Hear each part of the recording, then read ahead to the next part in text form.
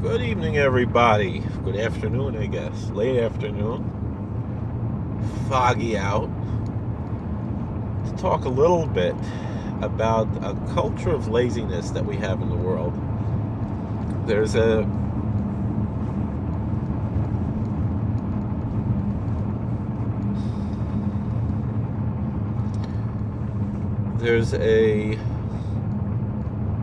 liturgical or devotional study, traditional in many Jewish communities, called Chok Israel, in which you have a little bit of Bible from the three parts of the Jewish Bible: Torah, prophets,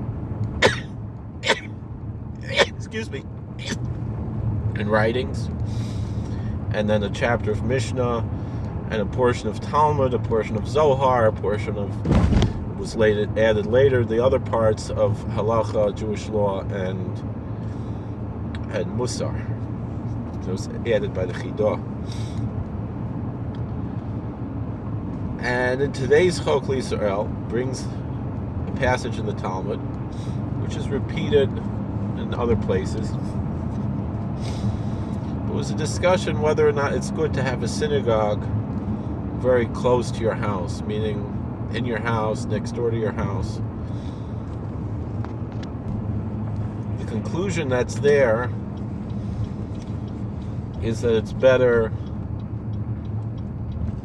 not to have the synagogue so close to home, because then you get schar pesios.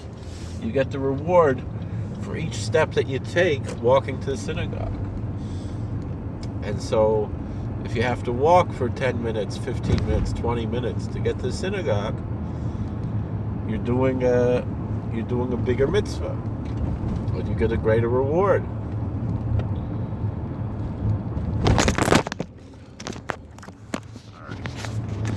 So we find ourselves in this laziness culture.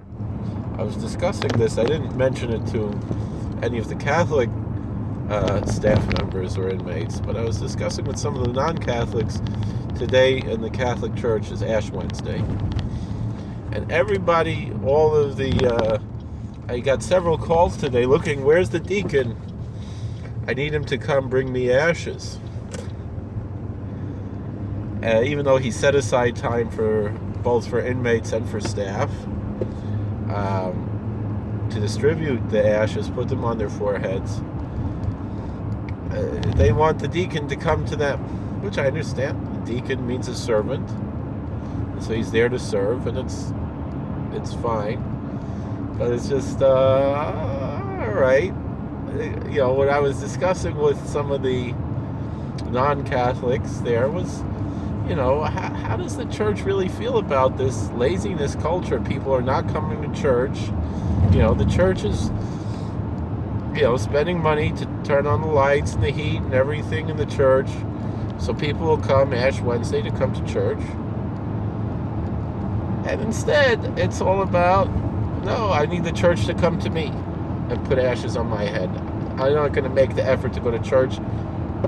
I mean, the superintendent of the prison asked me yesterday, he said, how come the deacon is only giving ashes during the first shift and not the second shift? And so the deacon said, all right, he'll give. I said, well, he takes it with him where if you run into him, he'll put ashes. He said, yeah, but.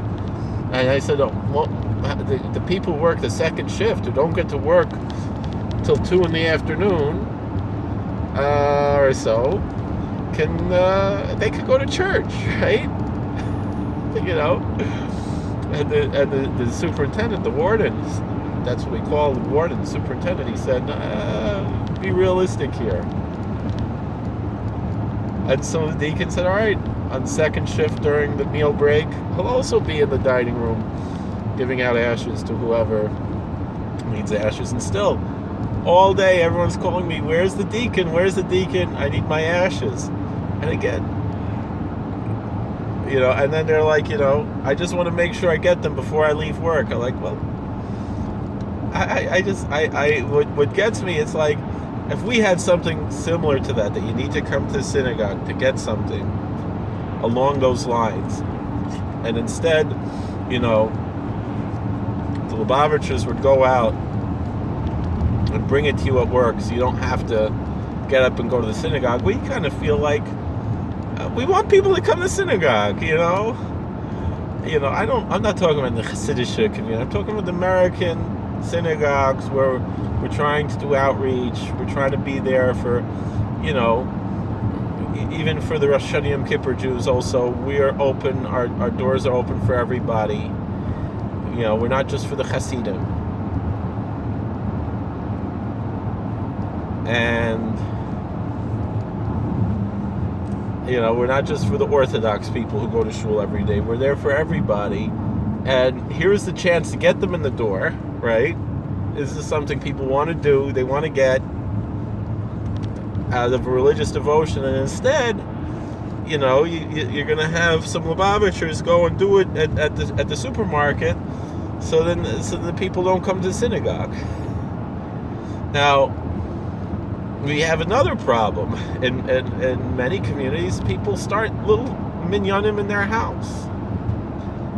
I'm not talking about a Hasidic Rebbe who opens a Hasidic shtibel in his home, where you're gonna, have a rav of a shul, and you're gonna have a spiritual leader.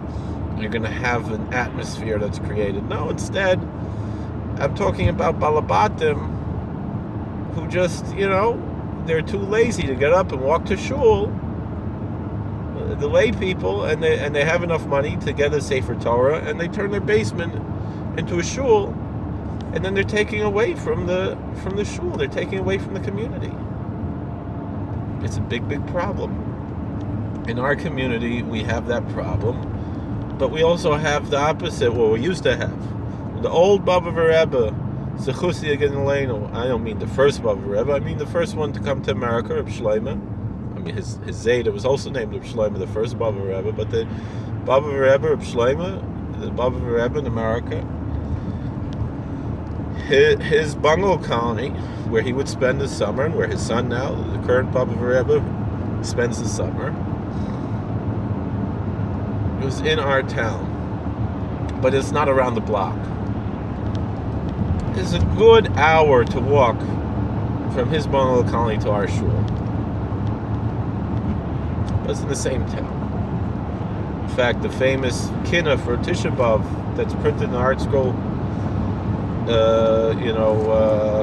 kinnas, that was written in our town, White Lake, New York. So Baba Rebbe used to walk. I'm sure it might have taken him more than an hour. Used to walk to our shul when it was off season, meaning obviously in the summer he had the minyan there, that was it. But he would like to come for Shabbos. Usually he would come Shabbos Bereshis or Shabbos Noach. Right after Yontiv, he needed to rest, he needed to relax after Yom Neroyim, and he'd come a few other times in the winter. And he could have brought a whole minyan with him, right? Would have been easy. It's the Baba Rebbe. I'm sure plenty of people would want to come spend a quiet, private Shabbos with the Baba Rebbe. And there were places to stay. And the Rebbe insisted, no, Rabbi Fishbein is loichem milchemes Hashem b'Amalek. He's a titel for Yiddishkeit. He's doing things he's fighting against the assimilation. He's working to keep Judaism alive in White Lake. He is not going to make his own minyan anywhere in the town of Bethel. He's going to get up and walk an hour. Probably an older person was more than an hour, and come to be Mechazik Rabbi Fishbein. That was the Baba Rebbe. We can all learn from that, not to be lazy. If an old Rebbe, a Holocaust survivor, could get up and walk to our shul and walk 3-4 miles phase, I'm sure he had to make Erev Tchumen to come to us. Walk all the way from 17B, the bungalow colony, the Kurtz bungalow colony, to come to our Bis Medrash in Davin. You can do the same thing with the Inga feast. You're not old. You could walk to shul wherever you have to walk, wherever it is, instead of making a minyan in your house. It's the same thing. But we live in this culture today of laziness.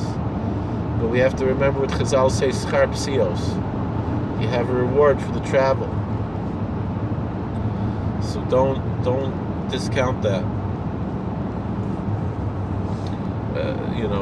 And I'm a lazy person. I'll admit, I'm a very lazy person. I've been lazy all my life. And I've tried to work hard to overcome it. Maybe a little bit I've overcome it. Not that much. I'm getting better. Wake up somewhat early in the morning, earlier than I used to when I was a kid. Working on myself, trying to get better. Small accomplishments. But this we got to remember. And so 2 weeks ago, someone made a minyan 4 doors away from my house. I walked to shul because there's such a thing as covenant Torah. Thank you for watching. God bless. Please like, share, and subscribe. Comment. See you later.